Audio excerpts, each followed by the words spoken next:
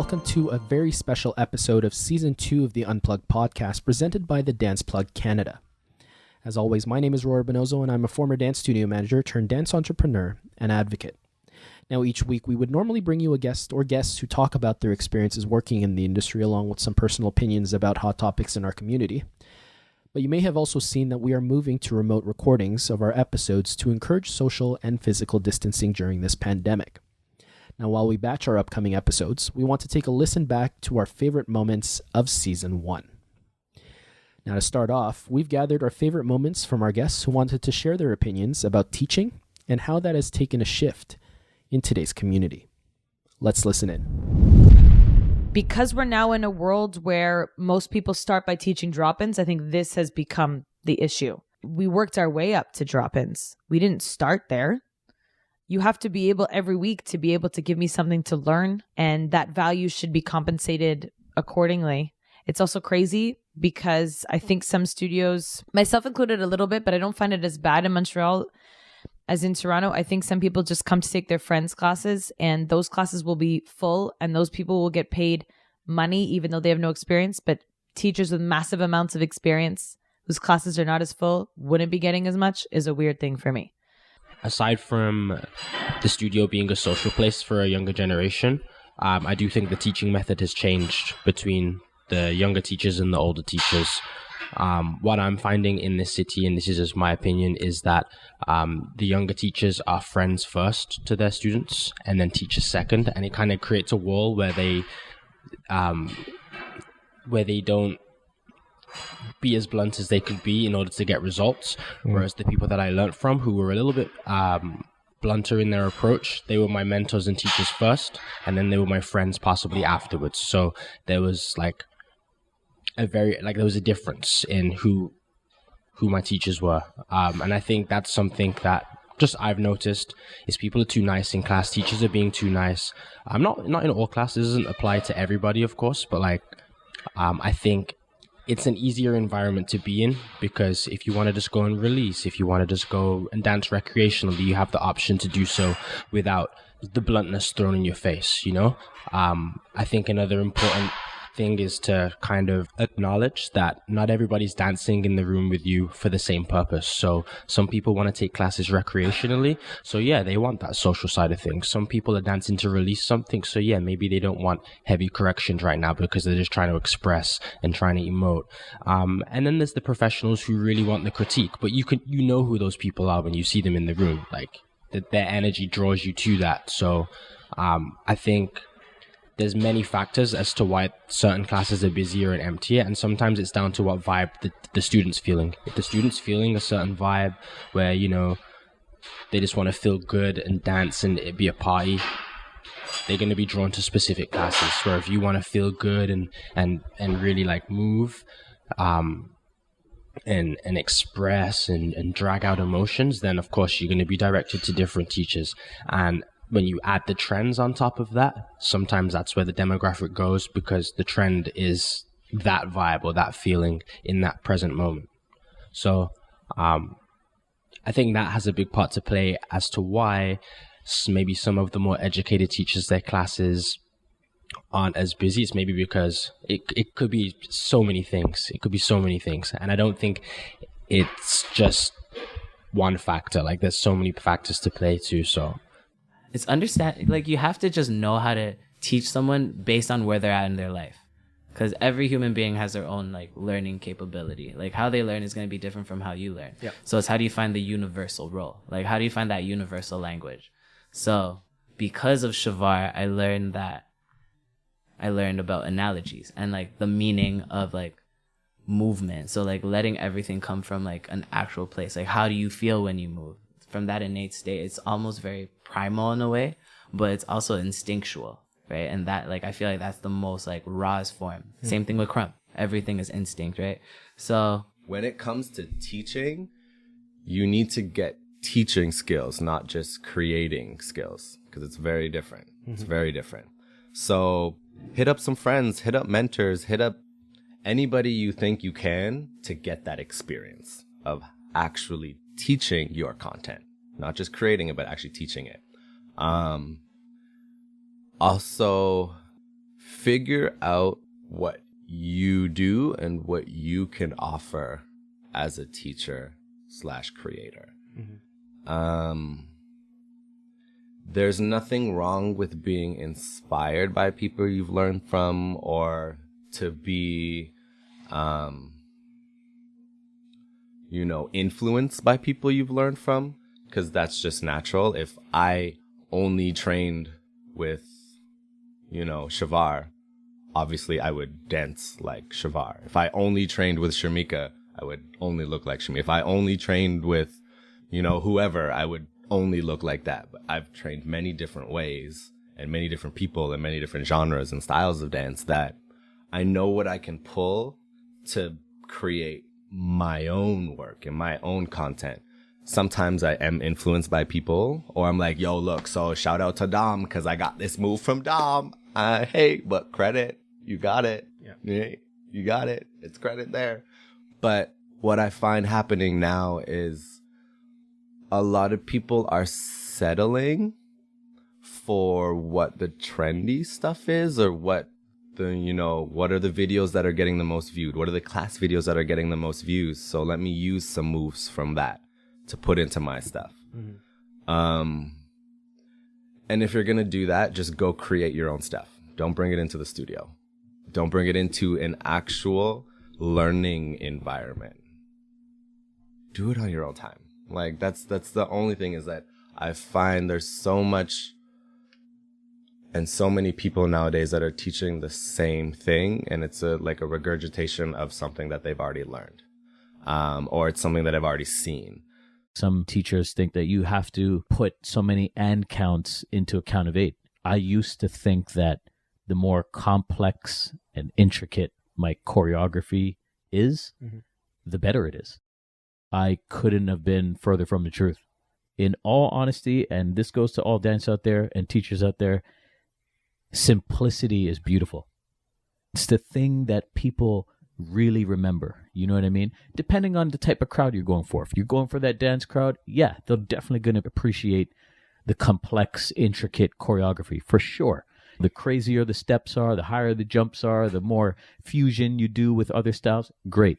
But if you're trying to reach the masses and you're trying to get lots of people to like you, whether that be your followers or your likes, simplicity. You can never go wrong with simplicity, because the majority of people don't really understand complex moves like that, and they remember simple things. Now, we've had a few OGs in Season 1, like Mark Samuels, who you just heard, that provided their opinions and expertise about the current state of our community. However, some of the current members didn't always see eye to eye, especially when it came to mentorship. Here are some of those moments. For any of the older generation that is, like, in a sense, stuck in their time, and that's kind of silly to say because it's not easy for them to see if they're stuck in their time or not. But be open. Notice what's going on around you, and I understand that maybe it's not what you experienced. You got to be open to it. There's no point in just being angry about everything. There are things that you can actually do to make a difference, whether it's helping out the younger generation or allowing yourself to actually see the beauty in the younger generation's content or work ethic. And then while seeing that beauty, wanting it to actually grow into something more beautiful. So knowing that you're actually being constructive with your criticism. I'm a strong believer in, you can either let your fire out through complaining or venting, or you can let your fire out through your work and what you do that serves your purpose. You're right. Times have changed and people need to be adaptable. And I think that the OGs, they can be old school. And that's how it was back then. And that's kind of how we accepted things to be. But I always felt like it didn't need to be that way. So now I feel like they can definitely have an impact and they can definitely make change, and they can do it in a positive and encouraging way. I think if they came in with the approach of like, okay, not necessarily you shouldn't do that just because. I think if they were like, took it on more as like a mentor and a mentorship role, that could really make change, because then whoever they're looking to mentor would put themselves back into that student role, ready to learn as much as they could learn from their mentor. I think a lot of the quote unquote mentorship that I had through OGs and things like that sometimes were a little unhealthy. And, you know, I don't even know if they would really realize that, but I think sometimes I felt like I was holding myself back because of certain expectations that I thought were being put on me to like do things the right way, or, you know, I had to credit the right person and I couldn't roll with this crew or these people that thought this way. Otherwise I was going against their thoughts. And I don't know, there was just a lot of these like controlling behaviors that I didn't like. And once I was free of those, I felt like I was a much better dancer and I enjoyed the culture more. So yeah, I think healthy mentorship is like super important. And when I think about the people that really truly were mentors to me, they are the reason why I am the way I am and I am the type of artist that I am. And the good qualities about me were more from those people, you know? Yeah. So I definitely think it's important to the culture that we, as this generation that's now being in these positions of mentors, like being mentors, we have to be careful of what we hold over their heads, you know? Yeah. I think that's been one of the most toxic things that I've experienced in the Toronto dance industry lately is the proprietorship of people's training experience. We don't own our dancers. We can't tell them that they can't train elsewhere. I think what makes a great leader is someone who can recognize and own our fears instead of projecting them onto our students, and to release our dancers from feeling like if they don't come to our programs, like that they're failing us or they'll be reprimanded. If we can just own our experience and create the space for dancers to reclaim our free will, I think that'll be a really important thing for the community, because then that gives space for exploration. I think for the dancers to choose and feel like what mentor or what programs or what styles can really go into the pot of what will make their artistry flourish. It's easy for us to forget why we do the things that we do. Yeah. Is because there's so many outside opinion that we let affect us. Like for me, I one thing that I always tell myself is like, if people tell you like, hey, I know how you feel, take it as like they're just saying that you'll be fine, right? Or like push through it. Yeah. But it's hard for me to accept someone's opinion when they're not in the like, how do I say it? When they're not in the gym or they're not in the studio grinding with me. You don't see me sweat. You don't see me cry. You don't see me struggle. You don't see me have the choreo block. Yeah. So don't just tell me that you feel me and just like brush it off. Yeah. You know what I mean? And like, I appreciate the support, but please be a little considerate as to like what I'm going through. Yeah. And I think we're just in a society where we download so much information and we see so many other people's success that it makes us feel insecure. And it makes us feel like if I don't get to that level, I'm not going to be liked. And I'm guilty of that too. There's so many times where like people tell me like, hey, I want to be a part of your team. And I get insecure. I'm like, damn, but like, I'm not even the best dancer on my team. I can't teach them a lot. Yeah. But then I realize, but that's not my job. My job is to be the best director for them and guide them into directions that they want to go in. And if I'm not the expert at that direction that they want to go into, maybe I know somebody that is, and I'll guide them in that direction so they can seek that professional help from somebody else. We now turn our attention to money. Now, as dancers, we sometimes have to do whatever it takes to live, whether it be working a side job or two, teaching a multitude of classes each week, or hoping to get booked for any auditions that are coming up. We look back at some of our favorite money moments in season 1. Not to spend that much money. Seriously, because I went through a horrible phase of, you know, buying too many expensive things, spending too much money, and it's just stupid things, honestly. Just stupid things sometimes. That haunts me once in a while. And I'm like, damn, if I would have saved all that money that I spend stupid things, you know, the bank account will be so much different right now, you know, or it will be invested on somewhere, all that stuff. I can't regret it because it was a lot of fun. You know, whatever I spend, whatever I bought at the moment makes you feel good and all that stuff. I cannot beat myself down to it. You know, we're all young at some point and we're all going to be young and stupid. But if I could go back, I'd be like, dude, Save your Stop money. spending that money. Save your Just money. Put it in the bank, like something. Yeah. Save your money. Save your money.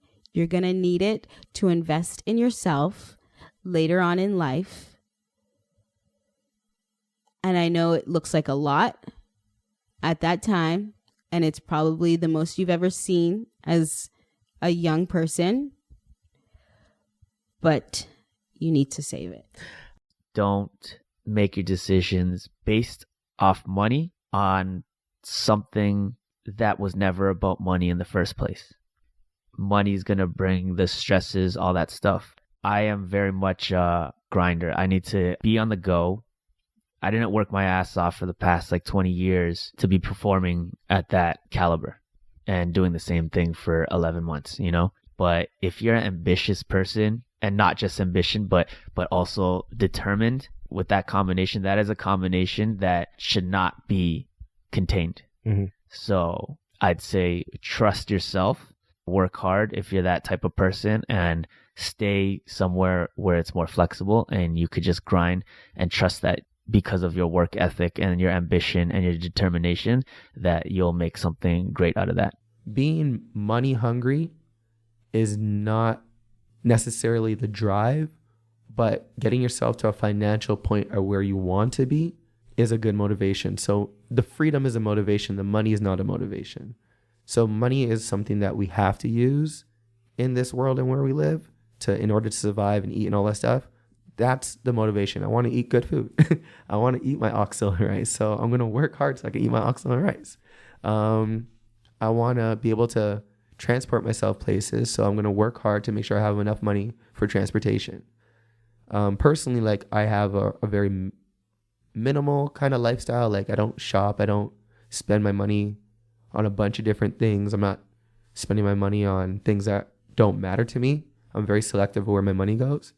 And that allows me to have the freedom as well, because I'm able to pull my money from where I need it to put it towards where I want it to be.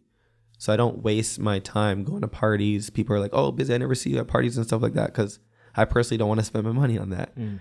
People are like, oh, yo, I don't see you doing this. I don't see you in a bunch of these classes and stuff like that. I take advantage of the fact that I can do free classes, and I spend my money on my training elsewhere. And right now I'm spending it on 2 different programs where I'm training consistently. So deciding where your money goes is very important. Deciding how your money comes into you is very important. Realizing your motivation to getting the money is very important. And yeah, just making sure you study the business people. Ask your parents even questions like, how do you make income that I'm able to go to college? Or how do you make income that you can bring groceries to the house every 2 weeks or every week? Ask your people questions. Ask questions. Be as inquisitive as possible to business people. So how inquisitive are you? Or better yet, who do you know? They say it's about who you know, but there are some things that you can do to improve your networking. Like that, but I think also putting a bit more responsibility on each other, as individuals, and you have to be curious and you have to, go to the theater show. I mean, theater, with no dance, and then go to a jam, and then take a contemporary workshop, and then go to a finance workshop. And it's you trying to find how you fit in, try to learn as much as you can, and then make those links. You're looking for that. Well, I know this person, and try to speed up the process of figuring it out. I think maybe we'll get to this, but one important thing as a performer is trace who you're working with and remember them and don't forget them. That's something that I value. After working with Marianne Kellogg, I've stayed in touch with her all these years. And George Randolph certainly always crosses my path, or the Randolph Academy, Loren, who's running it now, and Stephanie Gorin, and all these people from CATS. I kept the program. And I wanted to meet them and work with them. And I sort of have a checklist after I've met them. That's great. So yeah, keep track of that stuff. It's a networking. Yeah. Networking 101. Auditions. Yes, It can be very scary, nerve-wracking, but these experiences help you to become better.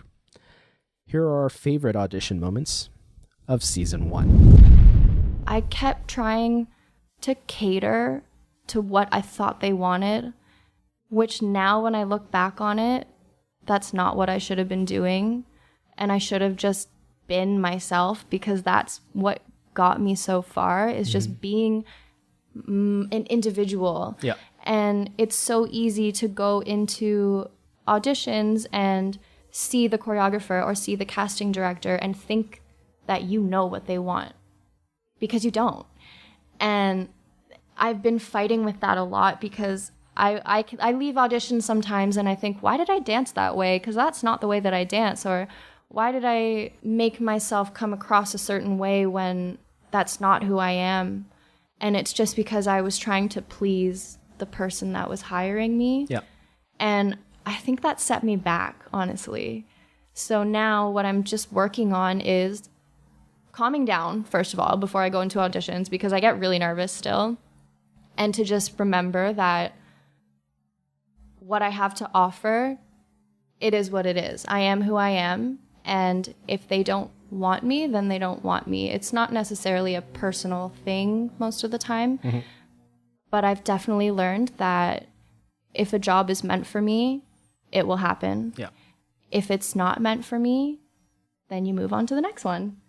At the end of the day, you're a package. You have to market yourself, and you have to find out what works for you. I've known people that have cut their hair and dyed it, and after doing that, they started booking like crazy. It could be something as simple as changing your appearance slightly. That will make you more bookable. You also have to take a look at other dancers that look like you. Because realistically, if they're going after a specific demographic and they want to hire like an Asian chick, and you do your research and you see what this person looks like, is it wise to keep your image looking the same way to consistently go up against somebody that's already a booking dancer? Or are you going to change your image and try to market yourself differently?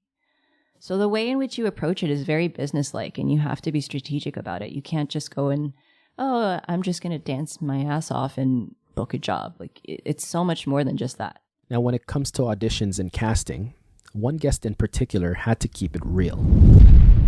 I would rather you be honest and tell me from jump, I'm looking for 3 white girls. I'm looking for a light-skinned black girl or white girl and this, that, and I'm looking for a Spanish. I'd rather you tell me so I'm not wasting my damn time. Because it's hurtful when I think I have a fighting chance, but you already know I don't before I even walk in. Boom. That was AC Mensah in Culture, Race, and Shade. We turn our attention over to training. Now in Toronto, there are many different communities that make up the Toronto dance scene. And we must understand that people train and learn for different reasons and at a different pace. But what if you didn't train in a particular style and just decided to teach?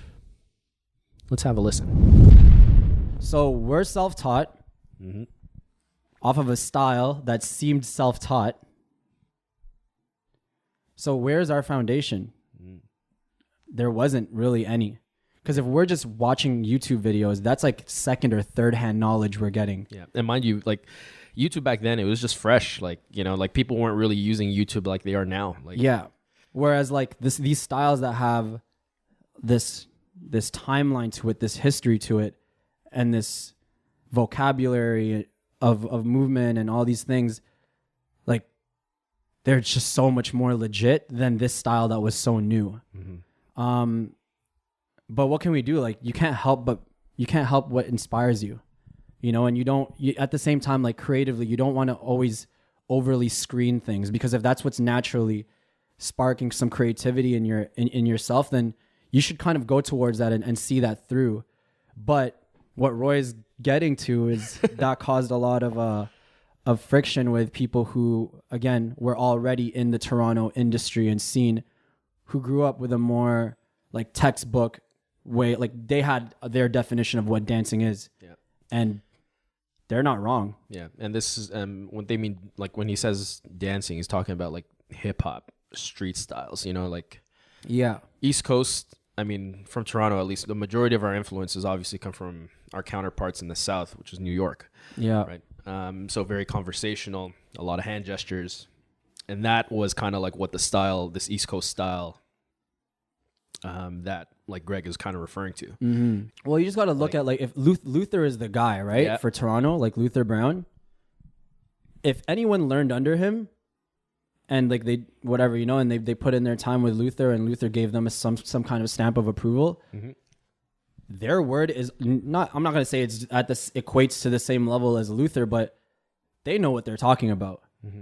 So when I don't, you know, I'm not going to like name drop people who were like fully like saying anything, but if you're talking about other people's training and bringing that into it, that's something that you can't, you know, mess with. And especially if it's something like dance hall or hip hop that has such an important culture behind it too, that you can't just, you know, copy and paste what you see or what you heard a couple times. And it's so, yeah, how do I know if I'm qualified? Well, you really have to just take a step back and say like, okay, am I just doing this and jumping into it because I want to teach and I'm excited to, or because I need to pay my bills? Or do I actually deserve to? Have I had enough experience in this to be teaching people? And is this actually the right information? Do I fully understand this? Or did I just hear this and I'm just, you know, funneling it in through my ear and out my mouth again? Now, events have been more prominent in Toronto over the years, but we always hear things like, we can't pay our dancers, or it's just a showcase, and money is essentially funneled within the community. But two guests in particular had some great ideas to share. How do you think of a way to just make them all feasible? For me, it wasn't always about like promoting to dancers. It was like, how do I take the networks that I've already built and like spread it to other people to spread that message? And like, cause like for us, like we complain about it all the time. Like, oh, dancers getting underpaid. All right, cool. But you're just telling other dancers, right? Not to knock the hustle of that, because I understand that your friends support you. But one of the things I've always sort of pushed and to do and pride myself on is my seats are never really filled with dancers. No shade dancers, or all shade, some tea. But I think more than anything, it's important to know that for anything to grow, you have to expand your audience. Right? If growth is going to come, it's not going to come through the same repetitive exchange. Like I can't keep feeding you, you keep feeding me. We have to somehow step outside ourselves and feed other people. Yep. And then those people feed other people. And before you know it, you've changed your circumstance, if that makes sense. Yep. So that formula of satellite is important. And I think at this point in Toronto dance, where there's certain parts of it that we want to see change, we have to stop relying on what we know and sort of start challenging ourselves to change what we know. Speaking of change, some of our guests have provided some insight as to what they think needs to happen to put ourselves in better situations. Here are some of those things. Firstly, I would like to see dancers class outside of their primary genre and comfort zone a little bit more. I think we're losing a lot of versatility, and I think we're losing a lot of curiosity. And I think the only way to do that is to really change our perspective on what class taking is. For me, like class is a process, not a product. And I understand wanting to master one style, but do it intelligently. Like there are so many classes that will emphasize areas that you need to work on. Take your weaknesses, find a class that focuses on that, and just train. Just train. Like if you have trouble with footwork, go take a house class. If you need more body control, go take a ballet class. Like you need different sources to truly develop your artistry and to mature your artistry. And like I guarantee you, if you're going to the right classes by a reputable teacher or choreographer, the lessons that you're learning are going to be universal to your dancing and to your life. And I think everyone's movement is craving it. If you're interested in something, go try it. Enjoy it. You know, I think there's also something super special about walking into a room as an amateur again. I think that's something very important that we all need to experience now and then. Yeah. You know? Know your audience. And at first I was like, that sounds like superficial because it sounds like I have to put on a different face for everybody.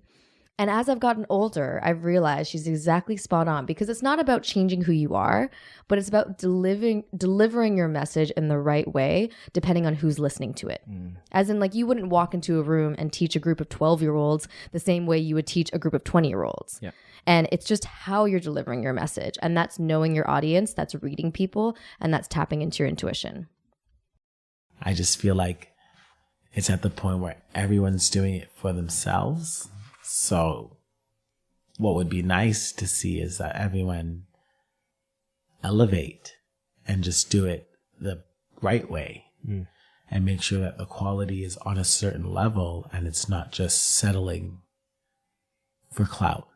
Like once that becomes a non-factor and you don't care about what people say, but you care about what you're offering and what you're trying to give to the industry and to give to your artistry and everything, I think that will be the next step. We have to have the thick skin. We have to have the maturity to realize when we are part of the problem. And there's nothing wrong with that. What is wrong is continuously being a part of the problem, continuously doing things that are going to harm us. We already get the short end of the stick as Canadians with work in our own country. So what can we do to make it better for everyone? Try, really, really, really try not to take it personally. All these conversations are to help. That's all I want to do. So if you are on board that train, then let's swallow our pride. Let's realize that we can make this a better place. Yes. Social media is prominent in today's society. We can't hide that fact. But it can be harder to stand out from the rest of the crowd. If there's one thing we suggest, keep working. I do see a lot of people pursue a very public appearance about certain things, but I will say this, and I don't say this lightly, the people that work the most are not the people looking for recognition. They are not the people searching for a giant group of friends. They are not the people posting #booked and blessed. I'm sorry. People don't think they gotta work. You gotta work. You gotta work. You gotta be consistent. And you gotta be consistent with one person.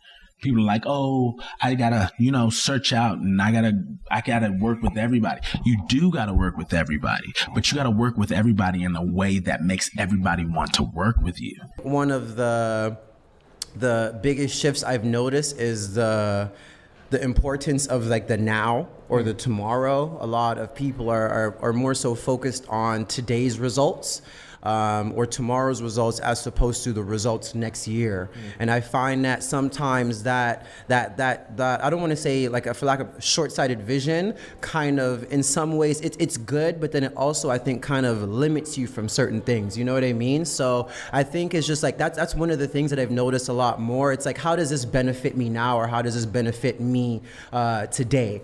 Now to end it off, we've selected some inspirational and motivational quotes from season 1. Here they are.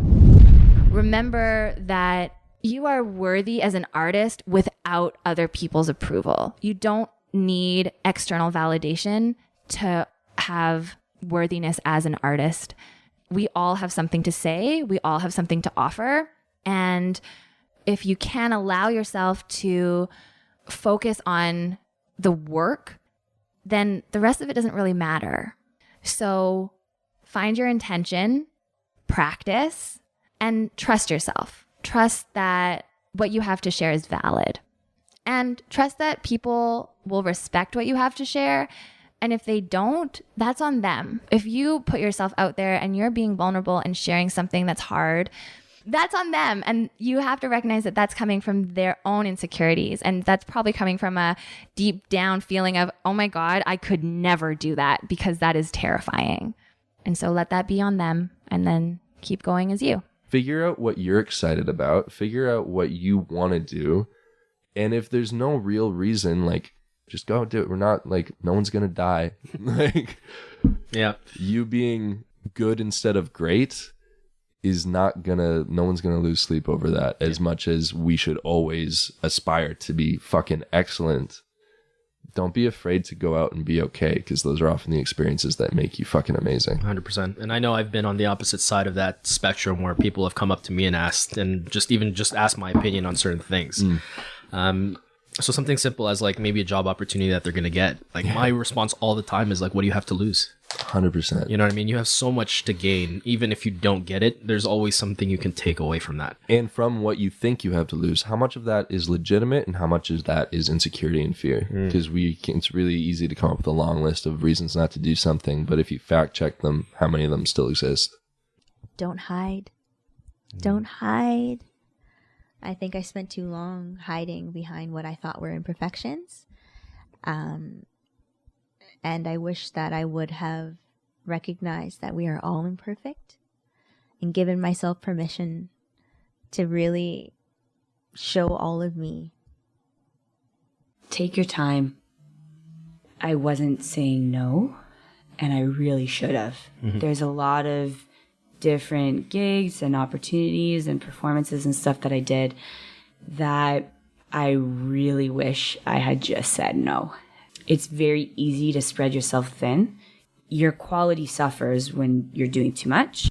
And I wish that I would have taken my time and worked on my craft more and built it up instead of just jumping at the first opportunity or jumping at any and everything that kind of comes your way.